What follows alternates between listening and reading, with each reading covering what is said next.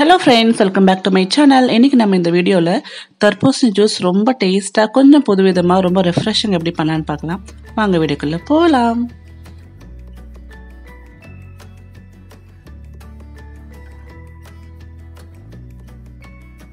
நம்ம இன்னைக்கு இந்த ஜூஸ் போடுறதுக்கு நல்ல பழுத்த நல்ல ரெட் கலர்ல இருக்கிற தர்பூசணி எடுத்துருக்கோம். தர்பூசணி எப்படி வாங்குறதுன்னு நிறைய பேருக்கு தெரியாமல் இருக்கலாம். அது எப்படின்னா தர்பூசணி வந்து ஒரு சைடு வந்து வெள்ளையாக இருக்கும் இல்லையா, அந்த பக்கம் மட்டும் எல்லோ கலரில் இருக்கணும். ஸோ எல்லோ கலராக இருந்து சுற்றி க்ரீன் கலர் டைப்ஸ் இருந்ததுன்னா அது நல்ல பழுத்து தர்பூசணின்னு சொல்லுவாங்க. ஸோ அந்த மாதிரி பார்த்து வாங்கிக்கோங்க.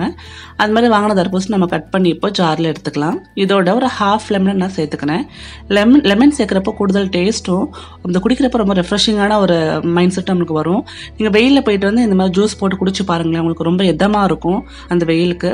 ஸோ அதனால தான் இந்த ரெஃப்ரெஷிங்காக இந்த லெமன் சேர்க்குறேன். இப்போ இதில் வந்து தேவையான அளவுக்கு ஒயிட் சுகர் சேர்த்துக்கோங்க. தர்பூசணிக்கு நம்ம வந்து ப்ரௌன் சுகர் சேர்த்தா நல்லா இருக்காது, அதனால தான் ஒயிட் சுகர் சேர்த்துக்கிறேன். நான் இதில் நீங்கள் நோட் பண்ண வேண்டிய விஷயம் பார்த்தீங்கன்னா, வாட்டரை சேர்க்கலை, அதாவது தண்ணியே சேர்க்கலை. தண்ணி சேர்க்காம ஃபுல்லாக வந்து நம்ம இந்த தர்பூசணியால் மட்டுமே நான் ஜூஸ் போட போகிறோம். ஸோ ரொம்ப திக்காகவும் ரொம்ப டேஸ்ட்டாகவும் இருக்கும். நல்லா அரைச்சி எடுத்துக்கலாம்.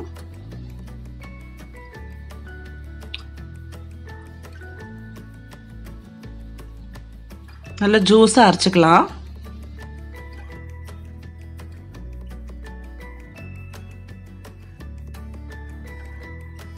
இப்போ ஃபில்டர் யூஸ் பண்ணி நல்லா ஃபில்டர் பண்ணிக்கலாம்.